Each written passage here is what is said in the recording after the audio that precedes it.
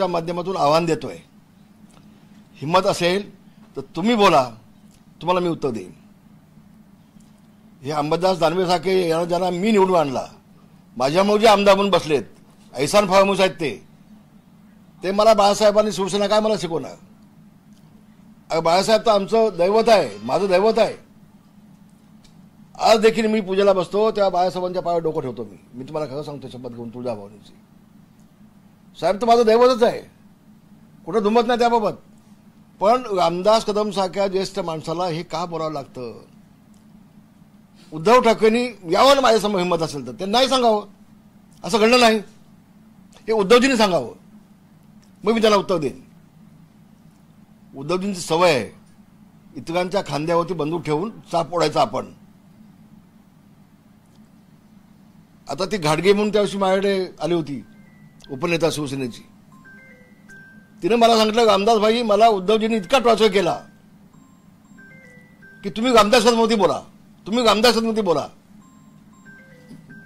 ती म्हटली मी काय बोलू, तो ज्येष्ठ नेते आहेत म्हणे, मी तुमच्यावरती बोललो नाही. म्हणून त्यांनी शेवटी माझं ते पद काढून घेतलं उद्धवजींनी. उद्धवजी दिसतात तसं नाही आहेत, उद्धवजी कपटी आहेत. आणि मी सांगतो, 2 दिवस शिवसेना प्रमुखांचा बॉडीचा छळ उद्धवजींनी केला, हे पुन्हा मी आता जबाबदारीने बोलतोय, खूप जबाबदारीने बोलतोय. होऊन जाऊ दे एकदा, उद्धवजींची आणि माझी नाकोटीस होऊन जाऊ देत. दूध का दूध, पाणी का पाणी होऊन जाऊ देत. आणि तुम्हाला आज सांगतो, मी सगळ्या तुमच्या माध्यमातून महाराष्ट्र जनतेला सांगतोय, मी कधी खोटं बोललो नाही, कधीच खोटं बोललो नाही. मी उद्धवजींना ज्यावेळेला विचारलं मातोश्रीमध्ये की उद्धवजी शिवसेना प्रमुखांच्या पायाचे ठसे घेऊन ठेवा, आमचे ते दैवत आहेत, मी बोललो होतो.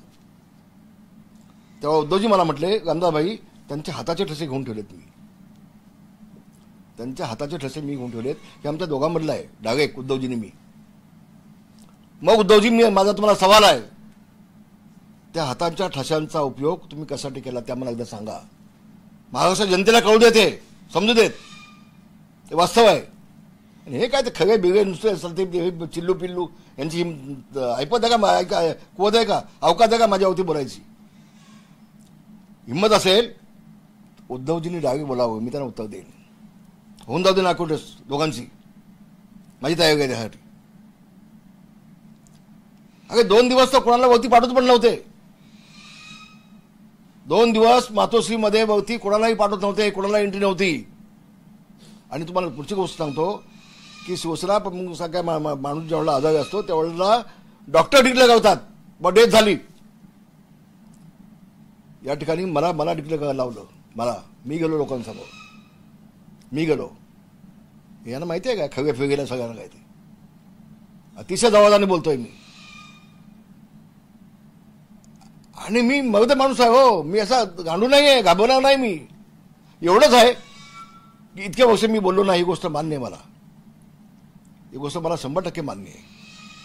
पण काल ओघामध्ये ती बोलून गेलो मी ठेवून नाही बोललो. काल भाषणाच्या ओघामध्ये मी ते काल बोलून गेलो. कारण उद्धव ठाकरे ज्या पद्धतीनं स्टेटमेंट देत आहेत तसा तो उद्धव ठाकरे नाही आहे, हे महाराष्ट्र जनतेला कळू देत.